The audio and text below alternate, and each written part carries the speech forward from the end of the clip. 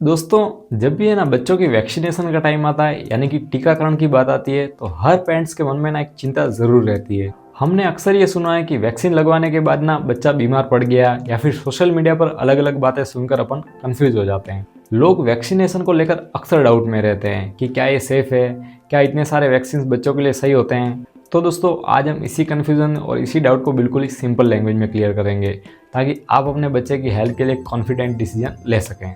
और हाँ दोस्तों, आजकल सोशल मीडिया पर हेल्थ से रिलेटेड काफ़ी कंफ्यूजिंग और गलत इन्फॉर्मेशन भी चल रही है।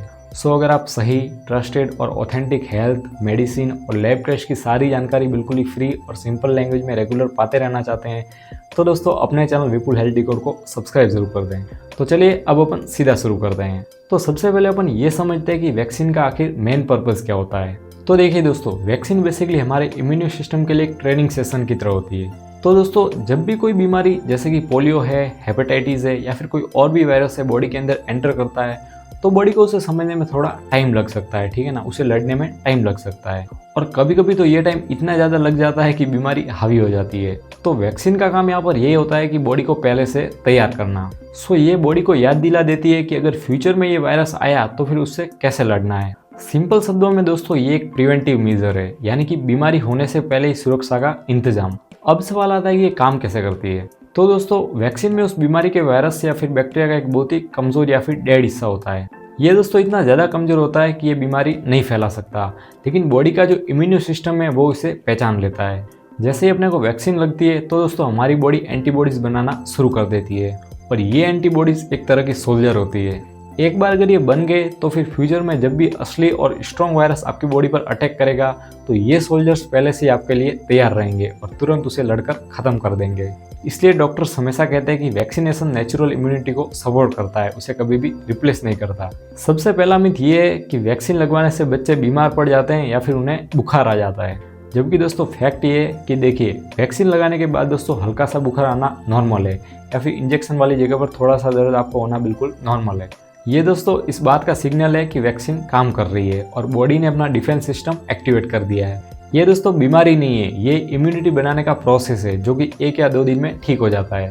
दूसरा मिथ ये है कि एक साथ इतने सारे वैक्सीन बच्चे के इम्यून सिस्टम को ओवरलोड कर देते हैं, जबकि फैक्ट ये है कि ये दोस्तों बहुत ही कॉमन डर है। लेकिन दोस्तों साइंस ये कहता है कि बच्चा जब मिट्टी में खेलता है या फिर हवा में सांस लेता है तो उसका जो इम्यून सिस्टम है वो हर रोज़ हज़ारों जम्स से लड़ता है। वैक्सीन में जो लोड होता है वो उसके डेली लोड के मुकाबले कुछ भी नहीं है। सो दोस्तों, कॉम्बिनेशन वैक्सीन सेफ है और बच्चे को बार बार इंजेक्शन के दर्द से बचाती है। इसके बाद तीसरा मिथ ये है कि नेचुरल इम्यूनिटी होती है वो वैक्सीन से बेहतर होती है तो फिर वैक्सीन क्यों दी जाती है। सो दोस्तों फैक्ट ये है कि नेचुरल इम्यूनिटी तब बनती है जब बच्चा उस बीमारी से इन्फेक्टेड होकर ठीक होता है। लेकिन इसमें रिस्क ये है कि अगर बीमारी सीरियस हो गई है तो फिर कॉम्प्लिकेशंस हो सकते हैं। वैक्सीन हमें वही इम्यूनिटी बिना बीमार हुए देती है, तो फिर रिस्क क्यों लेना अपने को। सो दोस्तों, वैक्सीन जनरली बहुत ही सेफ होती है, लेकिन अपने को कुछ सावधानियां फिर भी रखना ज़रूरी है। जैसे कि सबसे पहले शेड्यूल फॉलो करें, यानी कि वैक्सीनेशन का जो चार्ट है आपको डॉक्टर ने दिया है उसे आपको स्ट्रिक्टली फॉलो करना है। डोजेज को कभी भी आपको मिस नहीं करना है। दूसरा आता है दोस्तों यहाँ पे अपना मेडिकल हिस्ट्री। अगर बच्चे को पहले किसी वैक्सीन से एलर्जी हुई है या फिर वैक्सीनेशन के दिन बच्चे को तेज बुखार आया था तो दोस्तों वैक्सीन लगवाने से पहले अपने पेडियाट्रिशियन से आपको ज़रूर कंसल्ट करना है। इसके अलावा है दोस्तों ऑब्जर्वेशंस, यानी कि वैक्सीन लगाने के बाद में आपको 15 से 20 मिनट तो उधर ही क्लिनिक पे ही रहना है ताकि अगर कोई रिएक्शन होती है तो डॉक्टर वहीं पे संभाल सके। और एक इम्पॉर्टेंट बात दोस्तों, वैक्सीनेशन हमेशा क्वालिफाइड हेल्थ केयर प्रोफेशनल्स यानी कि डॉक्टर से या फिर नर्सेज के द्वारा ही आपको लगवानी है बच्चे को। तो दोस्तों डरने की ज़रूरत बिल्कुल भी नहीं है। वैक्सीन दोस्तों दुनिया भर में करोड़ों बच्चों की जान बचाती है दोस्तों।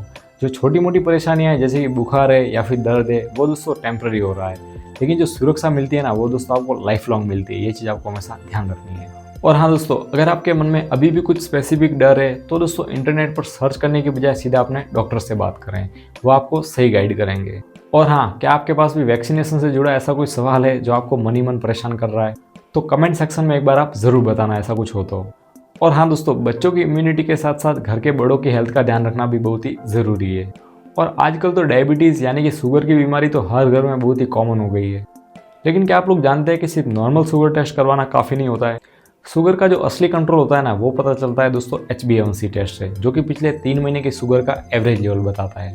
तो दोस्तों ये टेस्ट क्या है, इसकी नॉर्मल रेंज क्या होनी चाहिए और ये क्यों कराया जाता है, इस पर मैंने ऑलरेडी एक डिटेल वीडियो बनाई हुई है। उसका लिंक मैं डिस्क्रिप्शन में और एंड स्क्रीन कार्ड पे भी दिया हुआ है।